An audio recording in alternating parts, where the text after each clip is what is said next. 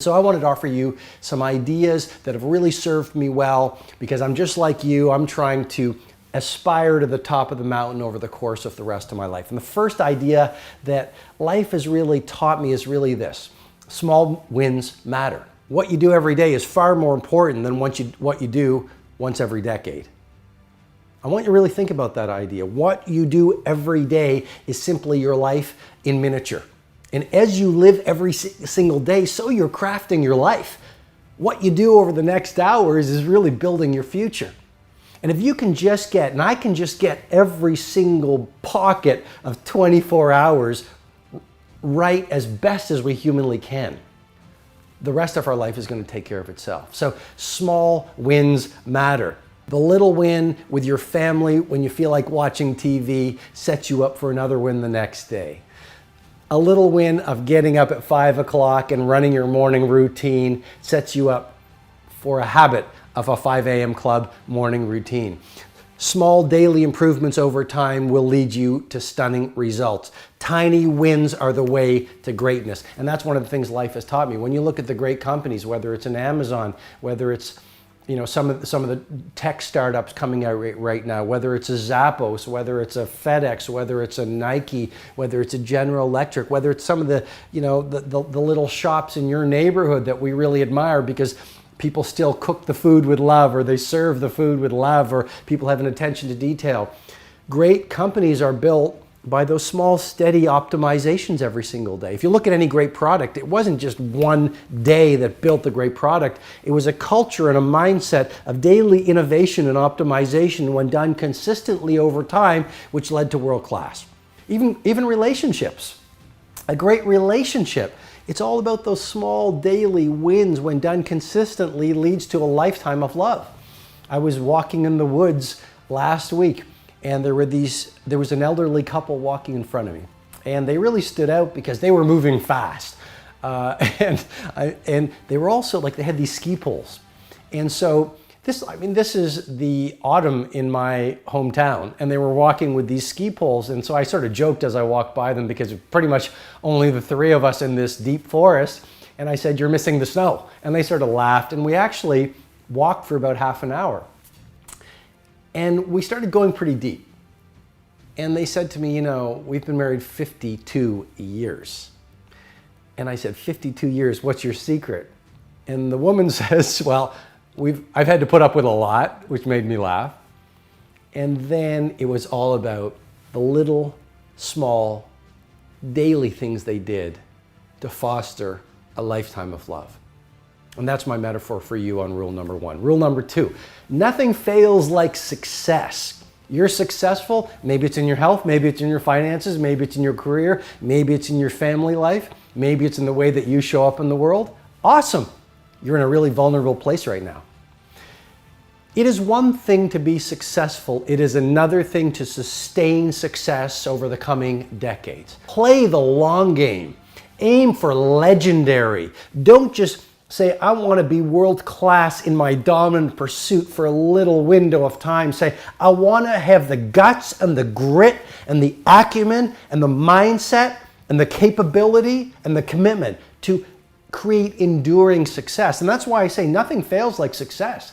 You look at the restaurant that is hot in your neighborhood right now. They're on the path to obsolescence if they're not really careful.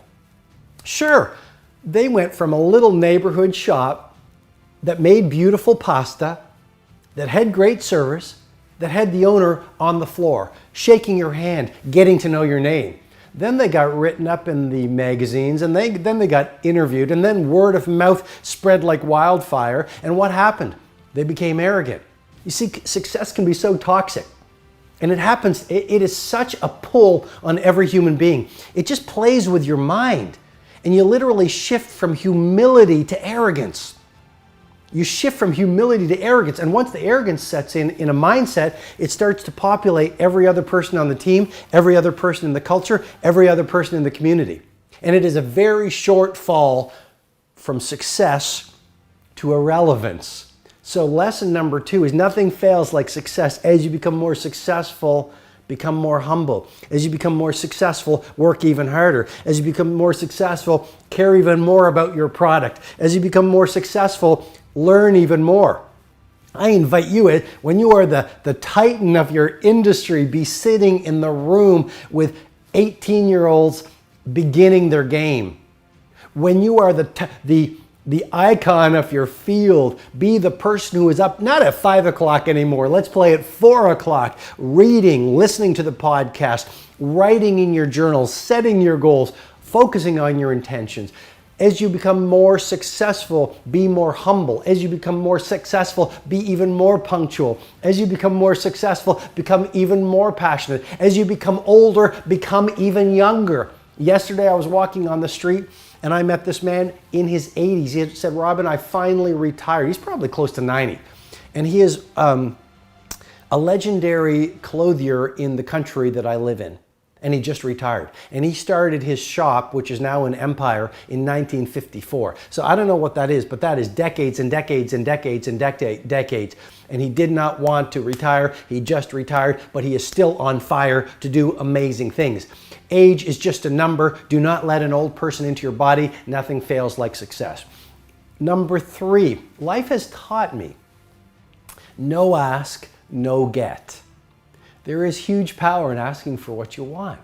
You see, a lot of times we can have what we want, we just don't ask for it, so the world around us doesn't know what we want. And if the world doesn't know what you want, how can the world deliver what you want? In your personal relationships, we're not mind readers. If you don't tell your partner what you want, then your partner doesn't know what you want, so you can't get what you want. If you don't set your goals, then you cannot get those goals because your brain doesn't know what you want. In your business, if you don't speak up and to ask your client what you want, you talk to any great salesperson, they say you need to ask for what you want. Ask for the order. And if you don't get the order. But the fundamental mindset I'm trying to invite you to play with is ask, ask, ask, ask. I share it with my children all the time. No ask, no get. And if you ask, and you don't get, at least you learn. It's not really a failure. The only failure is not trying. The 4th thing that life has taught me, and it's a big lesson, is prosperity is really a reflection. I want to get this right. Prosperity is really a reflection of value delivery. If you want to make millions, serve millions. You want to make billions, help billions. And so the marketplace really rewards the value you produce. And, Jim Rohn talked a lot about that, the great personal development expert, and a lot of other people talk about that. And yet it's so easy to forget. In my mindset, my attitude is really, when I wake up in the morning, one of my favorite mantras to meditate on is how may I most be of service to as many people as possible. My obsession, I call it the 10x value obsession. My obsession in our businesses is to give our customers 10 times the value that they have any right to expect, so that every product, every event, every book is considered free. But my point to you is simply this: do you have a mindset of someone who is just producing epic amounts of value and just pouring it into the marketplace? And if you do, you're going to start developing fanatical followers. Why under Steve Jobs would people line up 2 days before at 3 in the morning to get the new product? It was because he produced such outrageous amounts of value in the user experience of each product that it became a cult, the cult of Apple. So the point is simply this: you want more money, help more people. Next is, and it's a big one, and life has taught me this, which is those who don't make time for exercise must eventually make time for illness. Exercise really is a game changer. When you get up at 5 o'clock in the morning and you spend those first 20 minutes in intense exercise, you sweat, you release BDNF, which is miracle grow for your brain just lights up, you release dopamine, so you start feeling inspired, you increase your metabolic rate, you start to feel absolutely phenomenal. So there's one tradition that once said, When we are young, we would sacrifice all of our health for wealth, and when we get old, we would sacrifice all of our wealth for one day of good health. Few things are as valuable as getting into the finest fitness of your life. That is a decision that changes every other element of your life. You want to be fit like a pro athlete. You want to wake up in the morning, you want to do the run, do the yoga, do the swim, do the burpees, do the jumping jacks, do the skipping, and it will change every other dimension of your life. A lesson life has taught me, which is failure is the price of greatness. Adversity is the price of ambition. And I would rather get to the end of my life bloodied and marred and scarred and say, I didn't spend the best years of my life chit-chatting around the water cooler. I didn't spend the best hours of my best days condemning and criticizing and being a naysayer.